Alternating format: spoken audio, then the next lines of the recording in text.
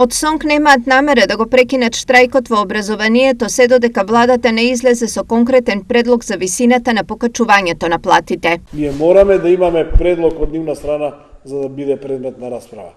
Во спротивно, само по себе прекина штрајкот без предлог, без расправа во самото членство, тоа е на границата на невозможното да се прекина штрајкот. Иако од владата бара предлог, СОНК во моментов не ја знае црвената линија која би ги усогласила двете страни. Навистина не можам долната линија или црвената линија да соопштам или да кажам, бидејќи лично јас не ја знам. Црвената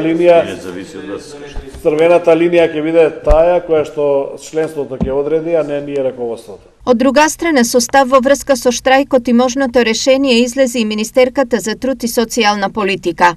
Колективниот договор со МОН ни завршува на 28 јуни, значи треба да отпочнеме и ќе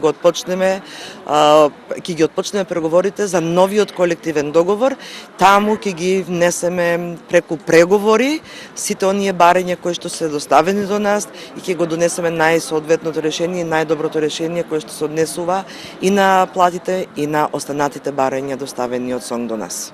Во меѓувреме, министерот за образование и наука повторно повика учениците да се вратат во клупите, а наставниците на работа. Приоритет во моментов за мене лично како министер, а верувам и за многу други, особено за семејствата на учениците, е нивното враќање во училишните клупи.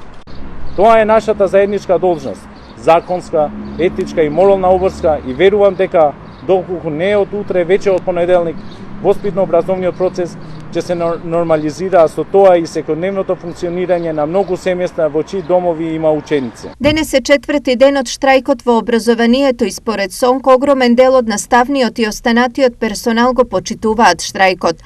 Од своја страна, според министерката Тренчевска, штрајкот го следат не повеќе од 45% од вработените во градинките.